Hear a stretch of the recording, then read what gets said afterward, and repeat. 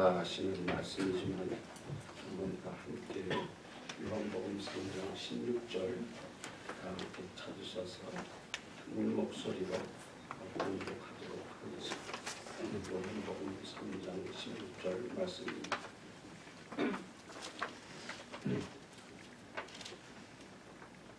시작.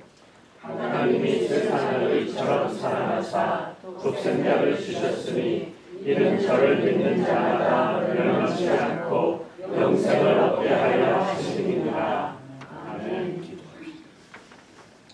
고마우신 아버지 하나님, 이곳에 그레이스 성경교회를 세워주시고 피로 값주고 세우신 교회이니 하나님께서 참으로 심히 기뻐하시며 저들의 경배와 찬양을 받으심을 감사를 돌려드립니다. 오늘도 말씀 가운데 교제케 하시고 하나님의 뜻이 이 땅에서 이루어진 것처럼 우리 마음속에 이루어지게 해 주시옵소서. 예수님의 이름으로 감사하고 기도 올리옵나이다. 아멘. 먼저 이렇게 초대해 주셔서 말씀을 증거할 수 있는 기회를 주신 여러분에게 감사를 돌려드립니다. 오늘 이 본문 말씀은 여러분들이 너무나도 잘 아시는 말씀이고 또 그동안에 여러 차례 이 본문 말씀을 가지고 설교를 들었을 줄로 믿습니다. 본문은 성경의 요절이라 그렇게 얘기할 수가 있지요. 그리고 복음 중에 복음이라 이렇게 얘기를 할 수가 있겠습니다. 이 말씀은 구원받는 사람이라면 누구나 암송하는 말씀입니다. 또한 감격하며 감사하는 말씀이기도 합니다. 그런데 사실은 요한복음 3장 16절만큼 아주 교리적인 말씀도 없습니다. 아주 쉬운 말씀 같지만은 여기에는 조직신학의 모든 체계가 들어있는 말씀이지요. 오늘 적어도 이 말씀 한 구절 가지고 7번 설교를 할 수가 있습니다. 여기에 보면 하나님, 신론이 나오죠. 신론이 나오죠. 세상, 인간론입니다. 인간론이 나오죠. 또 사랑, 구원론이 나오지요. 또 독생자, 기독론이 나오지요. 그래서 아주 체계적인 그런 조직신학의 엑기스가 담겨있는 귀한 말씀인 것입니다. 하나님, 세상, 사랑, 독생자, 믿음, 멸망, 영생. 그래서 7번 설교를 할 수 있는 한 절의 말씀이지만 계속 아주 말씀의 깊이가 있는 말씀입니다. 오늘 저는 그 중에서 하나님의 사랑에 대해서 말씀을 드리려고 합니다. 본문은 하나님의 사랑을 그냥 사랑이 아니라 이처럼 사랑이라고 말씀을 하고 있습니다. 그래서 이 본 말씀을 읽을 때에 하나님이 세상을 이처럼 사랑하사 이렇게 밋밋하게 읽어서는 안 됩니다. 하나님이 세상을 이처럼 사랑하사 여기에 톤을 강하게 넣어야죠.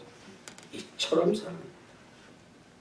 저는 이 말씀을 읽을 때 이처럼이라는 이 단어에 오면 매우 감격합니다. 감동스럽습니다. 하나님이 나를 사랑하되 그냥 사랑한 게 아니라 이처럼 사랑했구나. 하나님의 사랑이 이처럼 내게 다가왔구나 하는 그런 감격을 가지고는 합니다. 그래서 이 세상의 사랑, 인간의 사랑과 구별되는 것은 여기에 이처럼이라고 하는 부사가 붙어있는 까닭입니다. 그렇습니다. 하나님의 사랑은 이처럼의 사랑이십니다. 그래서 이처럼이라는 말을 그저 단순히 이룰 수 없어요. 자연스럽게 강력하면서 힘주어 말하게 됩니다. 왜냐하면 하나님이 나를 사랑하실 때 평범하게 사랑하신 것이 아니라 이처럼 사랑하셨기 때문입니다. 그래서 때때로 눈물이 앞을 가립니다. 그리고 이 말씀이 나로 하여금 새 힘을 주십니다. 그러면 이처럼 사랑이 왜 나를 거듭나게 하고 신앙생활하면서 언제나 구원의 확신을 주게 하시는지 말씀을 드립니다. 첫째로 이처럼의 사랑의 기원은 하나님이십니다. 이처럼 사랑의 기원은 하나님이십니다. 보세요. 본문은 하나님이라고 시작하고 있습니다. 그렇습니다. 나를 사랑하신 이처럼 사랑의 기원은 하나님이십니다.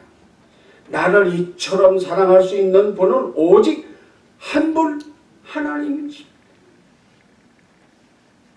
나는 나를 이처럼 사랑하시는 하나님을 체험하였을 때 감격하며 오열하였습니다.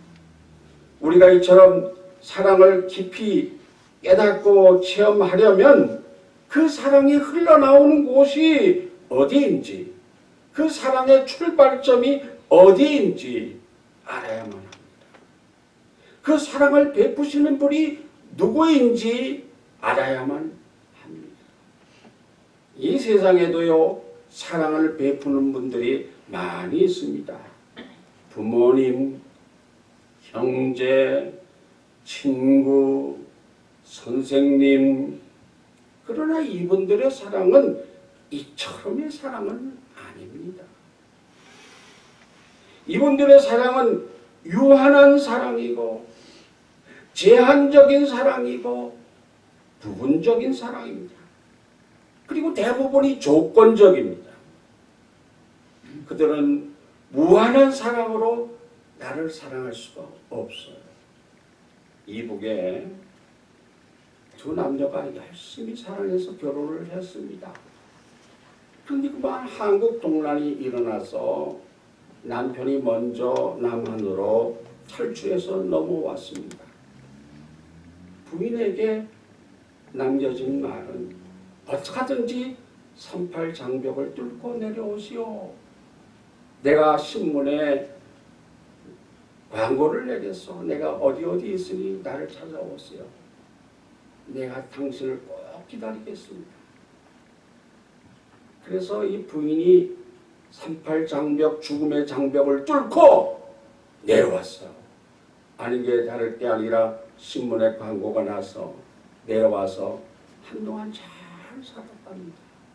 호사다 말하고 부인이 병들어서 그만 병사하고 말았어요. 그 남편이 부인의 관을 붙잡고 말하는 것이 여보, 당신의 사랑은 38 장벽도 뚫었지만 죽음의 장벽은 뚫지 못했구려. 그리고 엉엉 울었답니다. 이와 같이 인간의 사랑은 제한적, 부분적이고 조건적이에요. 그러나 성경이 말하는 사랑의 기원이신 하나님의 사랑은요, 무한한 사랑이, 무제한의 사랑이, 무조건의 사랑이. 창세기는 태초에 하나님이 천지를 창조하시니라 하고 말씀하고 있어요. 즉 천지를 창조하신 조물주 하나님께서 이처럼 사랑의 기원이시라는 것이에요. 그리고 그분이 인간을 창조하시고 그것도 자신의 형상을 담게 창조하시고 심히 기뻐하셨다. 그렇게 말했어요. 그냥 기뻐한 게 아니고 심히 기뻐한 거예요. 여러분들 옆자리에 앉아 계신 분들이 적어도 하나님이 심히 기뻐하신 분이라고. 하나님이 심히 기뻐하신 분을 미워하면 안 되죠. 적어도 하나님이 심히 기뻐할 분. 얼마나 몰라요. 그 하나님이 이처럼 사랑의 출발점이란 말이에요. 기원이란 말이에요. 그래서 이처럼 사랑은 보통 사랑이 아닌 것입니다. 심이란 말을 꼭 기억하세요. 하나님께서 우리 인간을 창조하시고 심히 기뻐하셨어요. 우리를 창조하실 때 무지무지 기뻐하셨어요. 여러분이 꼭 기억하실 것은 하나님이 여러분 한 분 한 분을 지으시되 무척 기뻐하셨다는 거예요. 특별히 코로나 시대에 얼마나 피곤하고 어렵고 힘듭니까? 그럴 때마다 꼭 기억하실 것은 하나님이 나를 지으시되 무척 심히 무지무지하게 기뻐하시는 존재구나. 그렇게 하면 힘이 솟구질 겁니다. 놀라운 일이에요. 그러므로 이처럼 사랑의 기원이신 하나님을 발견하고 만나야만 합니다. 그리고 이 하나님을 여러분의 마음의 중심에 모셔야만 합니다. 이거예요. 다른 거 없어요. 기독교의 출발이 이겁니다. 아주 중요한 사실이에요. 요한계시록 3장 20절에 그렇게 말씀하고 있지 않습니까? 볼지어다 내가 문 밖에서도 두드리노니 누구든지 내 음성을 듣고 문을 열면 내가 그에게로 들어가 그로 더불어 먹고 그는 나로 더불어 먹으리라 그랬어요. 이처럼 내 사랑의 기원은 하나님이시다. 다른 데가 아니에요. 하나님이 나를 사랑하시는 기원이시다. 꼭 기억하세요. 둘째로 그러면 이처럼 사랑의 내용은 뭐냐? 하나님이 세상을 이처럼 사랑하사 독생자를 주셨으니 그래서 하나님이 이처럼 사랑의 내용은 다른 게 아니라 독생자 예수 그리스도라고 하는 말이죠. 영어 성경에는 For God so loved the world that he gave his only begotten Son, that whosoever believes in him should not perish, but have everlasting life. 그렇게 얘기했어요. 참으로 황공한 말씀입니다. 이 말씀을 깨닫고 예수 영접한 사람은 새 사람이 되는 거예요. 옛 사람이 아니라 새 사람이 되는 거예요. 새로운 인생의 목표가 설정됩니다. 새로운 비전이 주어집니다. 예전의 내가 아니에요. 매일매일 새로워지는 내가 되는 거야. 어제와 다른 오늘의 내가 되어진다. 얼마나 신나는 얘기입니다. 예수 믿고 이런 걸 경험해야 돼요. 이걸 체험해야 돼요. 왜 그런가? 하나님께서 그의 독생자 예수 그리스도를 우리에게 이처럼 사랑하사 주셨기 때문이다. 이 독생자는 이 세상에서 말하는 그런 독자가 아닙니다. 한국에서 38년 전에 왔지만요. 그 한국에서 산하 제한을 했던 때가 있었어요. 아들, 딸 구별 말고 하나 만나서 잘 살자 뭐 그런 때가 있었는데 그 위에 얼마 안 지나서 아들, 딸 낳지 말고 우리끼리 잘 살자 그런 게 있었어요. 그래가지고 독자가 뭐예요? 어려워요. 지금 한국의 가장 큰 문제는 출산율이 세계에서 가장 빵점짜리 출산율이 한국이라고 해요. 가만히 놔둬도 이게 망할 정도란 말이죠. 이 독자. 그런데 이 세상에 말하는 독자가 아니에요. Only begotten Son. 유일하고 독특한 독생자란 말이에요. 둘도 없는 오직 유일한 독자라고 말씀합니다. 그 독자를 우리에게 주셨다는 말이에요. 이건 신화가 아니에요. 전설이 아니에요. 옛 얘기가 아닙니다. 이건 역사이고 사실입니다. 그래서 인간의 기원이 BC와 AD로 나누잖아요. 그건 뭐 불교도도 그렇게 쓰는 거고 뭐 힌두교도 그렇게 쓰는 거고요. 또 마호메교도 그렇게 그 기원을 쓰는 거 아니에요. 예수 이전과 예수 이후로 나오는데 이 세상의 역사라는 게 그걸 증거하는 거예요. 사실이에요. 그리고 역사 안에서 그저 흘러간 많고 많은 사건이 아닙니다. 이거는 오늘 우리 안에서 계속되어지는 사건이다. 참 놀라워. 하나님이 이처럼 사랑하시는 그 사랑이 언제 어디서 어떤 사람 마음속에서 이루어지면요 세상이 바닥 바꿔지는 거예요.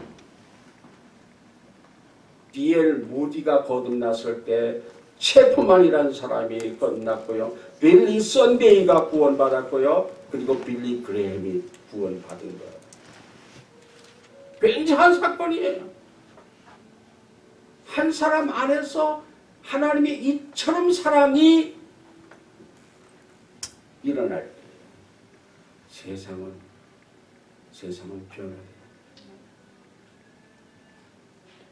이 독생성자는 성부 하나님의 아들이시자 곧 하나님이십니다. 이게 신학적인 얘기라 굉장히 어려운 얘기예요. 삼위일체에 나오는 얘기. 성경은 이 독생성자 하나님께서 창세전에 계신 하나님이시라. 이걸 조직신학적으로 말하면 선지하신 하나님이다. 그렇게 얘기를 하는데 그건 뭐 어려운 말 알 필요가 없어요.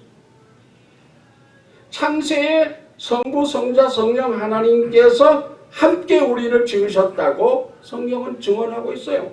창세기 1장 26절에 하나님이 가라사대 우리의 형상을 따라 우리의 모양대로 우리가 사람을 만들고 그로 바다의 고기와 공중의 새와 육축과 온 땅과 땅에 기는 모든 것을 다스리게 하자라고 말씀하셨어요. 우리 세 번이나 복수로 말씀하셨습니다. 이건 신비한 말씀입니다. 그런데 더더욱 신비한 것은 믿으면요 이게 제일 먼저 깨달아지는 거예요. 한 분이신데 어떻게 세 분이시고 세 분이신데 어떻게 한 분이신가? 수학적으로는 풀 길이 없어요. 그런데 예수 믿으면 제일 먼저 깨달아진다 그 말씀입니다. 아멘 하십니까? 놀라운 거예요. 굉장한 거예요. 즉, 이 말씀을 풀면 하나님이 하나님이신 독생자 예수 그리스도를 우리에게 주신 것이 이처럼 사랑의 내용이라는 거죠. 놀라운 거예요. 주셨으니 that he gave his only begotten son. 이처럼 위대한 말씀이 어디 있겠어요? 만약 이 독생자 예수 그리스도를 우리에게 주시지 않았다면 어떻게 되었을까요? 우리는 죄 가운데서 심판을 기다리는 불쌍한 죄인으로 살다가 때가 차면 영원한 불못의 심판 곧 영원한 지옥의 형벌을 면치 못하였을 것입니다. 제 선배 중에 지금은 돌아가셨지만 우연 목사님이라고 계셨는데 혹시 이 중에 아시는 분이 있을지 모르겠지만 이분은 한양공대 토목과를 나왔었어요. 그래서 현장 감독을 오래 하셨는데 그분이 갑자기 예수 믿고 구원받았어요. 그래서 신학교에 가서 목사가 됐어요. 젊은이들에게 와서 설교를 하시면서 내가 예수 안 믿었으면 말이야 여전히 현장에서 개나 잡아먹고 있었을 거야. 그래가지고 우리가 와 웃었어요. 사람이 변합니다. 하나님이 우리를 이처럼 사랑하사 독생자를 주셨다는 것이에요. 그러면 하나님이 어떻게 인간이면 뭘 쓰시고 이 땅에 오실 수 있습니까? 그것도 죄가 하나도 없으시고 완전 거룩하시고 완전 의로우신 분으로 오실 수가 있었다는 말입니다. 이것은요 어떤 의미에서는 십자가의 고통보다 더 큰 고통이에요. 하나님이 인간의 몸을 쓰시고 제한된 이 세상에 오셨다는 것, 그는 갈보리 저 먼 높은 곳에 골고다 십자가를 친 그거보다 더 큰 고통이에요. 제 친구 문정선 목사님이라고 계시는데 이분은 경기도 퇴촌이라는 곳에 아주 촌에서 태어나신 분이에요. 그래서 산야를 뛰어다니시는 그런 어린 시절을 보냈는데 사과깨작을 뚫려서 다람쥐 그 집을 만들고 쳇바퀴를 그 안에 만들었어요.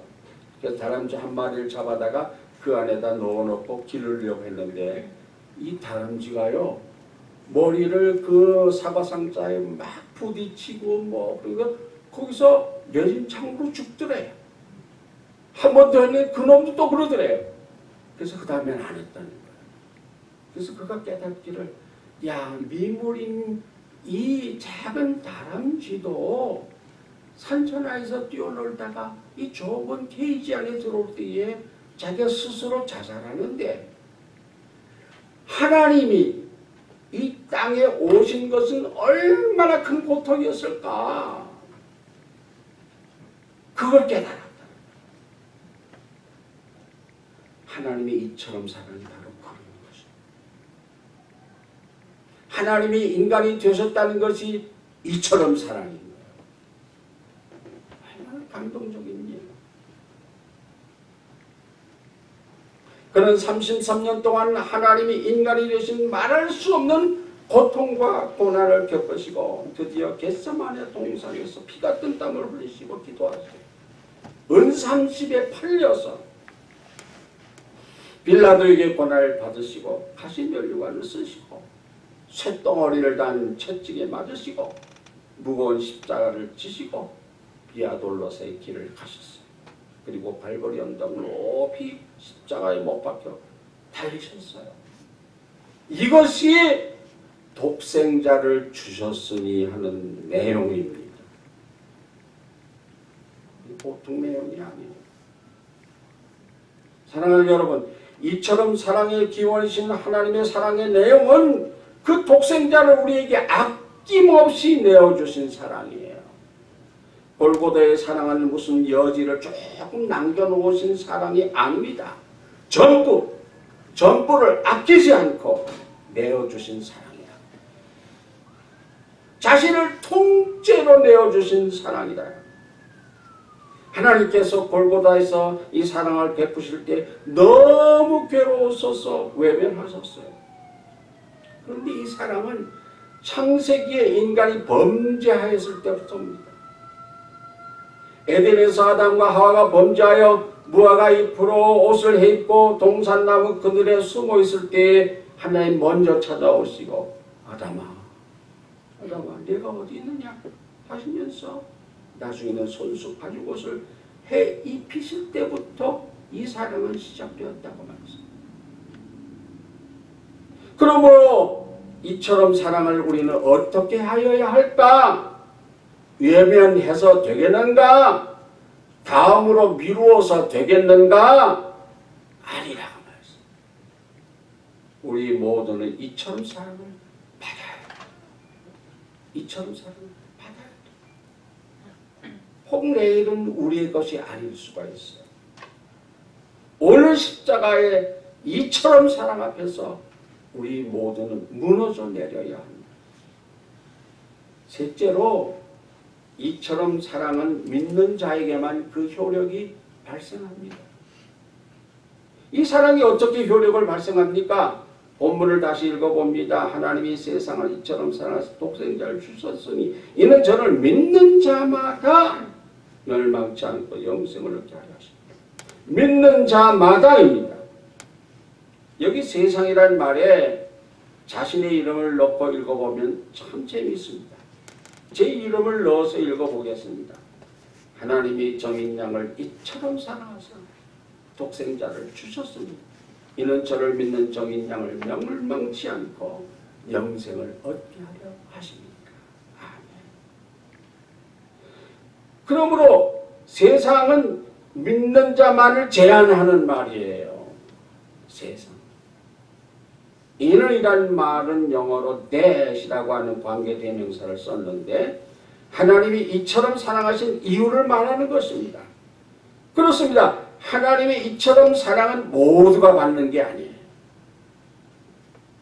본절에 저는 예수 그리스도를 의미함으로 예수를 믿는 자마다입니다. 예수를 믿는 자는 그 누구나 구원을 받습니다. Whosoever. 사랑하는 여러분, 예수 믿는 자는 그 누가 되었든 구원을 받습니다. 세상 사람들은 믿는 것이 여러 가지예요. 어떤 분은 자신의 건강을 믿습니다. 돈을 믿기도 하고 자신의 경험이나 학식이나 지위를 믿기도 합니다. 그러나 이런 것은 참 믿음의 대상이 될 수가 없어요.